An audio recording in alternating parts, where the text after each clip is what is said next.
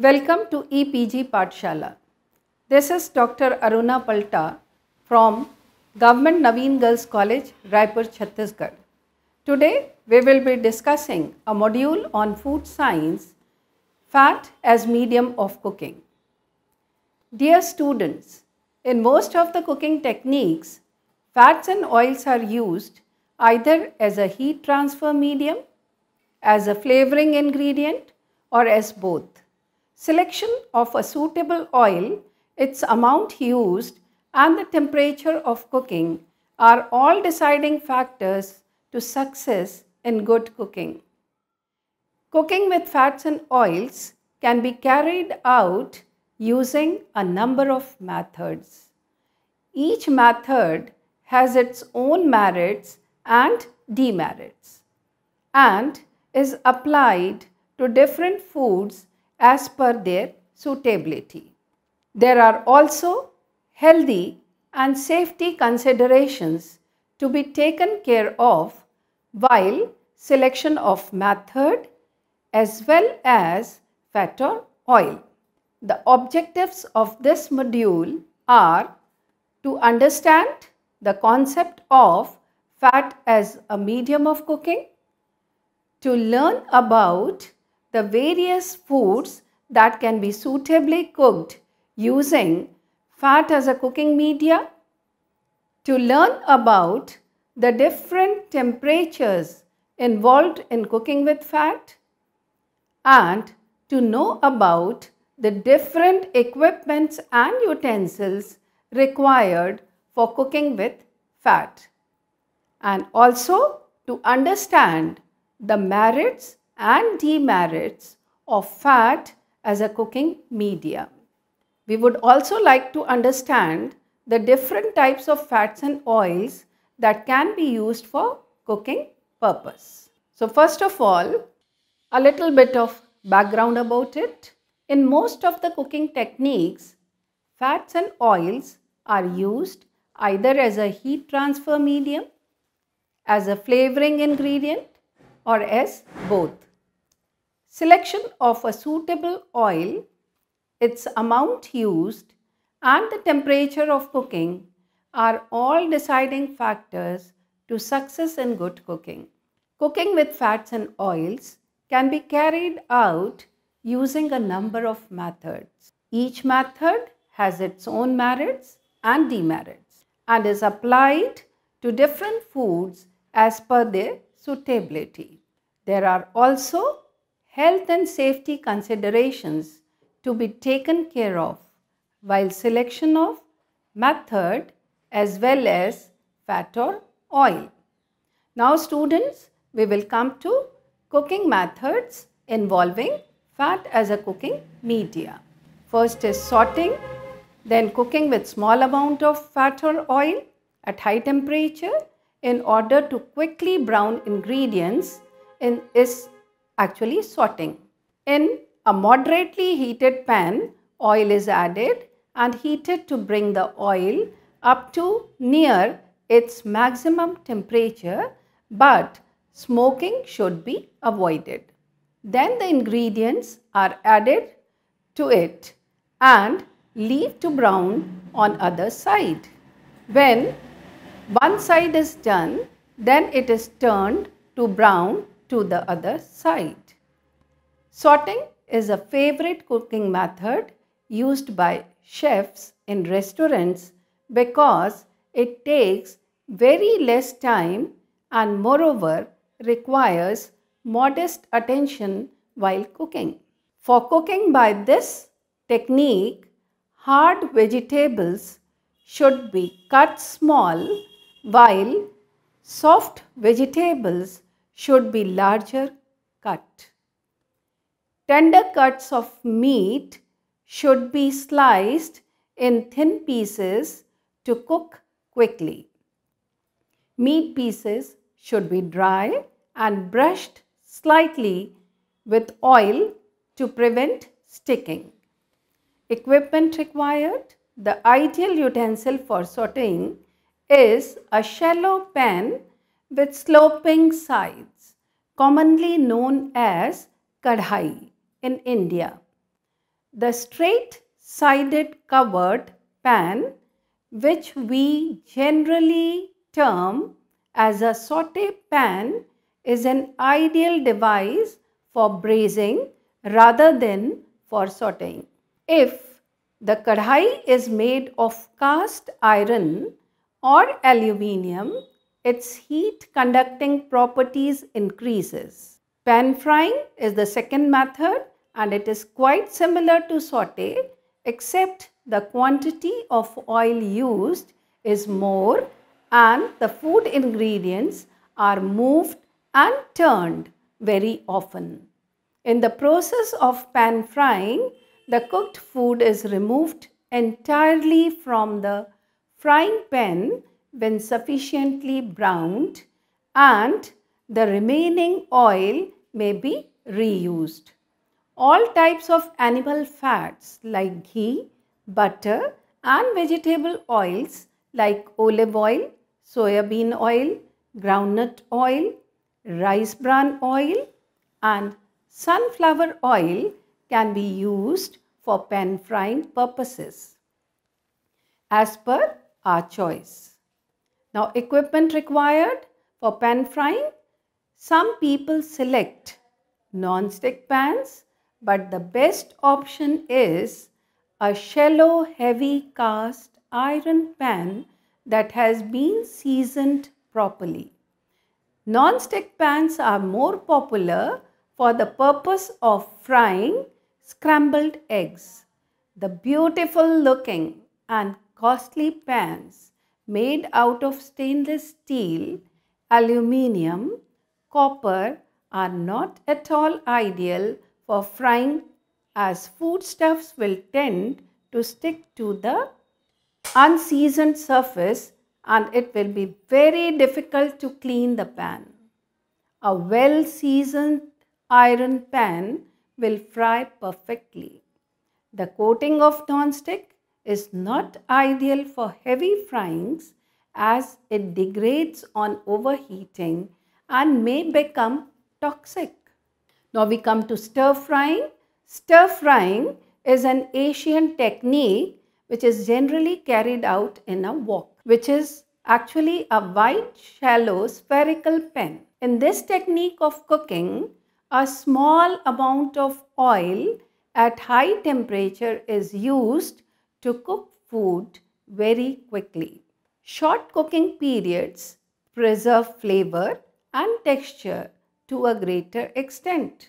The oil used becomes a part of the recipe and is not removed. Olive and peanut oils are preferred for stir frying as they can withstand high temperatures and have a neutral flavor.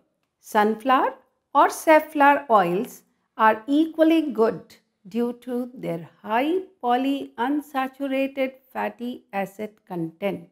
The frying time is short and the oil is not going to be reused, so oils higher in polyunsaturates can be selected. The process of stir frying starts by heating the pan with required amount of oil, usually 1 to 2 tablespoons, and bringing it up to near smoking temperature over high heat before adding food ingredients according to the recipe. The key to good stir frying is the cutting and organization of food ingredients. All preparation must be done well in advance because the process is too fast. Vegetables or meat pieces should be cut to equal size and should be thin enough to cook very quickly.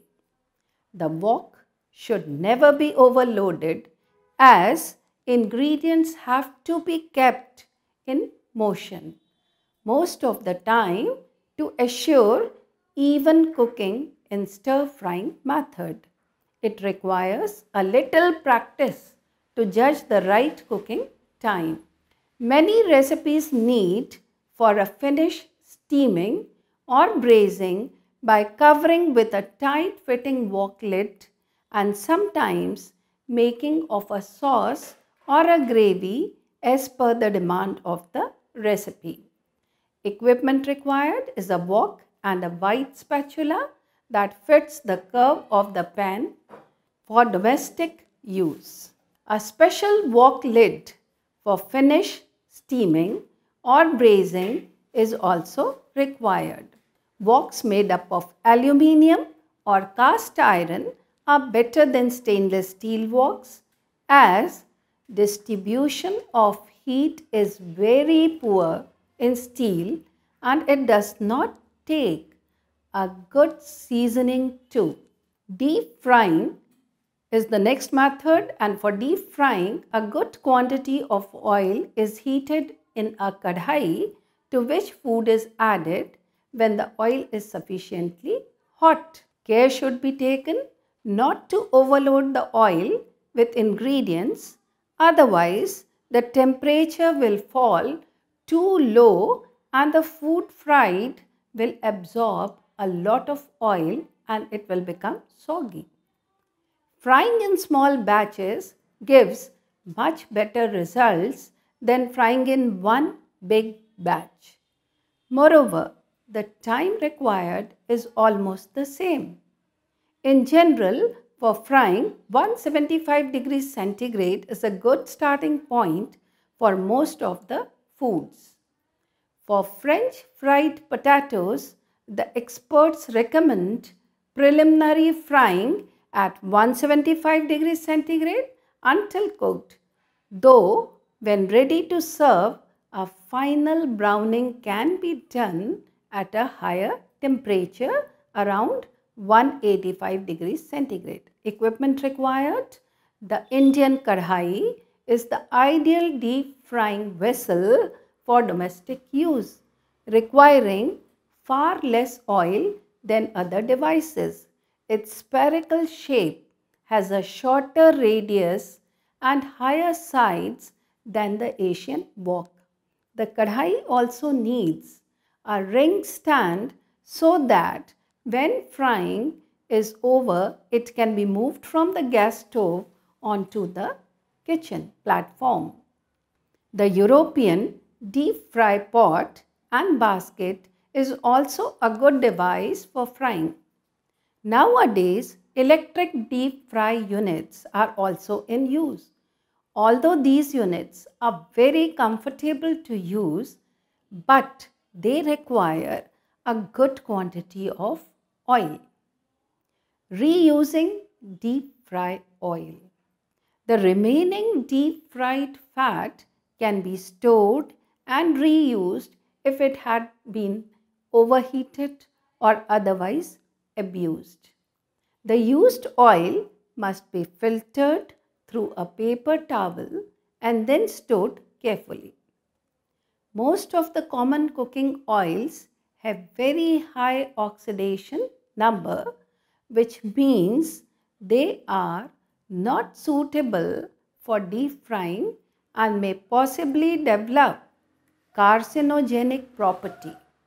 In most of the restaurants, oil for potatoes is kept separate, but this is not possible at household level. It is advisable to discard the oil when it has darkened substantially. Now, to store oil for reuse, it should be filtered through a white paper towel in a wire strainer to remove all the suspended food particles and then stored in a clean, tightly sealed glass jar. Now we come to the next method, which is braising. It is a combination method of frying and moist heat method of cooking. The food is first browned in a small amount of oil similar to saute or stir fry. Ingredients may be added in a series, such as starting with onion, then adding garlic and ginger, followed by meat or vegetable pieces. Once it is browned, a small amount of water or stock and a few more required ingredients are added, covered tightly and either simmered on the gas burner or in a preheated oven until the ingredients are tender. The most common fats used are butter, ghee and vegetable oils. The main ingredients may be cubed or may be put in whole and moved now and then to brown on all sides.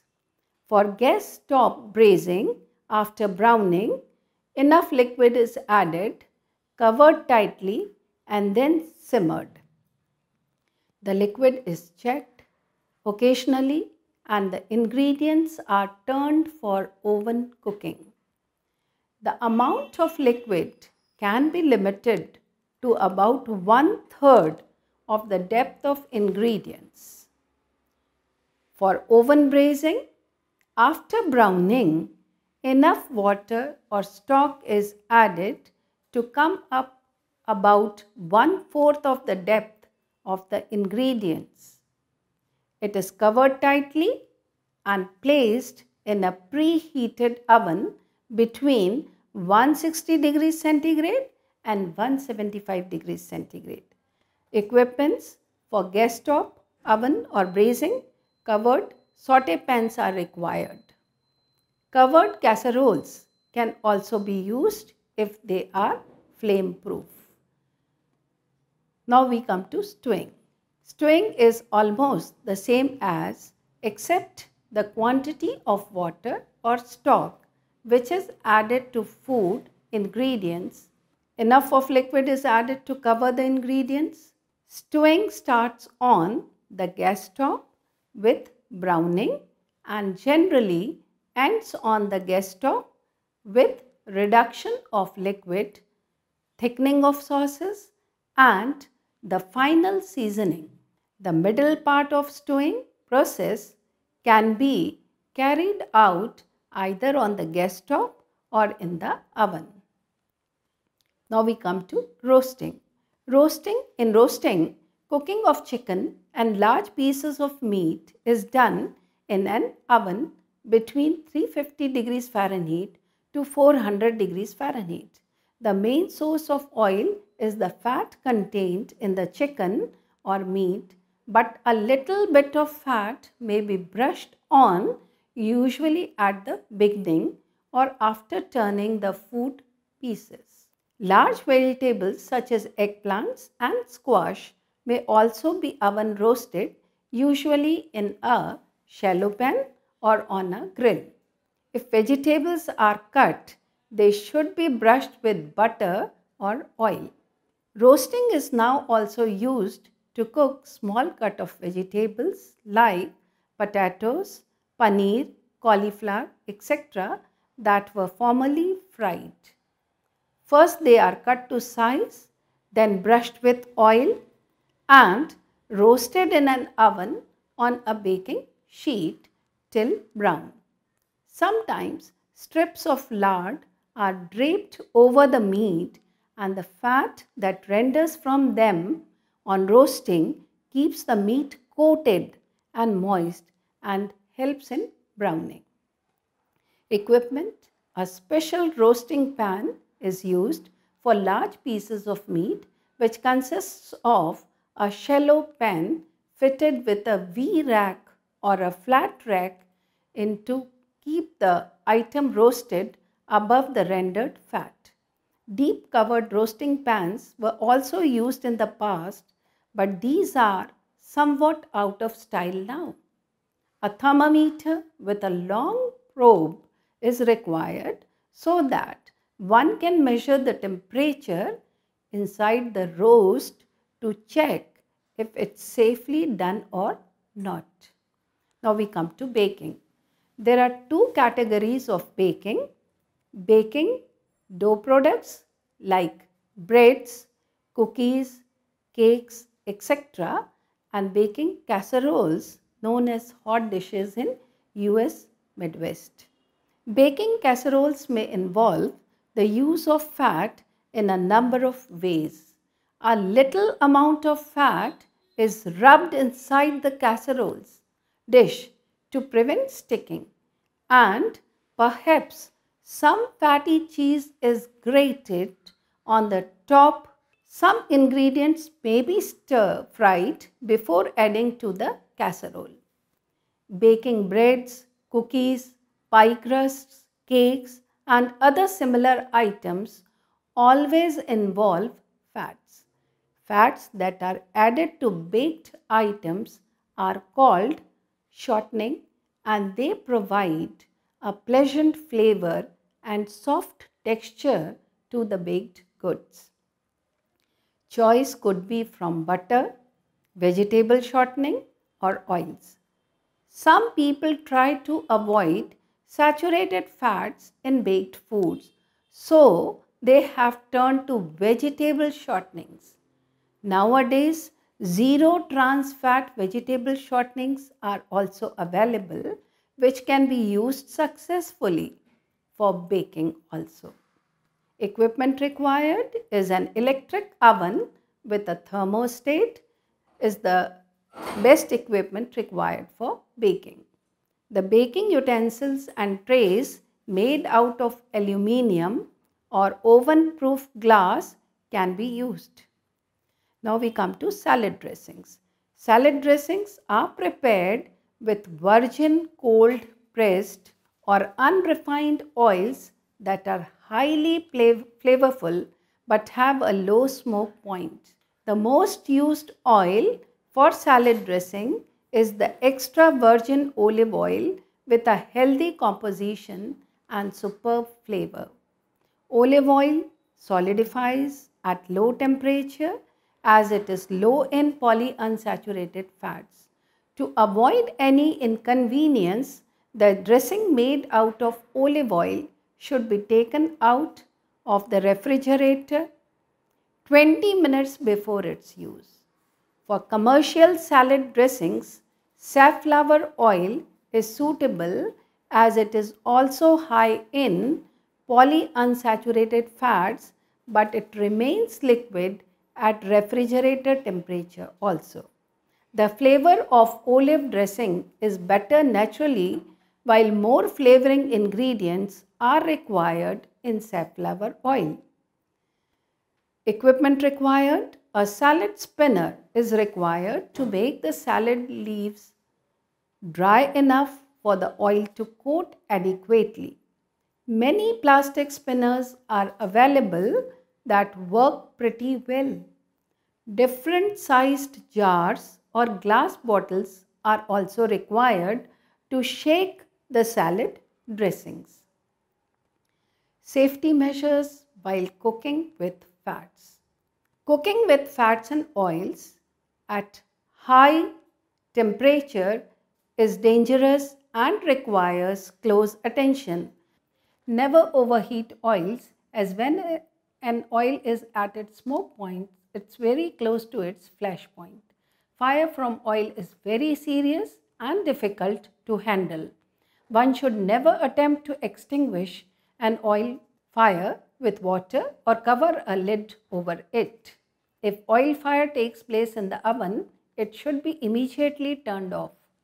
When food ingredients are added to hot oil, make sure they are comparatively dry to avoid splattering. Avoid putting oil in a wet pan, as on heating it will explode, splashing hot oil around. And always use a cooking vessel that's large enough. Small utensils may spill food ingredients on moving or frying, resulting into burn accidents. After cooking is over, clean ovens, fryers as well as stove tops. Oil and grease laden stove top or oven can catch fire. Further cleaning up oil immediately is easier than cleaning it after a day or two when it's turned to varnish. A fire extinguisher should always be kept in the kitchen within reach, as it can be used at the time of emergencies. The handles of the utensils on the stove should be turned in to prevent accidents, especially for children who could hold a handle and spill hot oil over themselves. When setting, used hot cookware aside to cool, always place a pot holder on it to remind that it is very hot. If any food is burnt while cooking, do not place the hot utensil in water as it can splash hot oil and often damage the pan too. Instead, it can be moved to a metal or concrete surface to help it cool quickly. Do not use tired oil, that is oil that has been damaged by heat, because this oil is not good for health. Selection of suitable oils. Both animal fat as well as vegetable oils can be used for cooking. Popularly used animal fat are butter, cream, ghee, lard, tallow, suet, and fish oil. Similarly, vegetable oils like soybean, cottonseed, sunflower, peanut, safflower, mustard, rapeseed, coconut, palm, olive, Niger, and rice bran are used for different recipes by different people. When fats and oils are heated at a high temperature, breakdown occurs. The taste of the oil deteriorates as well as it develops carcinogenic properties. Polyunsaturated fats are affected the most. One can use a high temperature oil at low temperatures because only flavor is affected. But the use of an oil at a higher temperature than required will have adverse effects. With flavorful oils, it is necessary to maintain a lower temperature, otherwise the flavor is lost. All cooks need two types of oils for food preparation: a high temperature oil with 400 degrees Fahrenheit plus temperature for different types of frying, and a flavorful oil for salads and low temperature cooking like extra virgin olive oil. Now we see the storing part. Storing oils. Most oils are highly perishable as unsaturated fats are likely to oxidize and develop rancidity. All oils except coconut oil contain significant amounts of unsaturated fats. Fats having higher percentage of polyunsaturated fatty acids are more likely to develop rancidity and hence should be used in 6 months from opening the can. Monounsaturated fats like olive oil will last a year if stored in a sealed can or glass jar and kept in a cool, dark place. The shelf life can be increased if oils are refrigerated. Except for safflower oil, all others will solidify to some extent, particularly olive oil, when refrigerated. Once the oil is taken out and left at room temperature, it will again liquefy. Now we come to the summary of the entire module. Fats and oils are used by men for the preparation of food from time immemorial. Fats are energy dense and a very important source of fat-soluble vitamins and essential fatty acids. Fats and oil play vivid roles in food preparation also. They add to the flavor of foods which are cooked in fats. They provide a soft and tender texture to the baked products. by shortening the gluten strands. They are the most important component in the formation of emulsions. Smoothness of texture is maintained in a number of foods to which fats are added. Cooking in fats give an attractive color to foodstuffs. A number of cooking techniques like sautéing, pan frying, stir frying, deep frying, braising, stewing, roasting and baking can be used with either direct or indirect use of fat. To conclude, cooking of a number of foods can't be imagined without fats and oils. Thank you.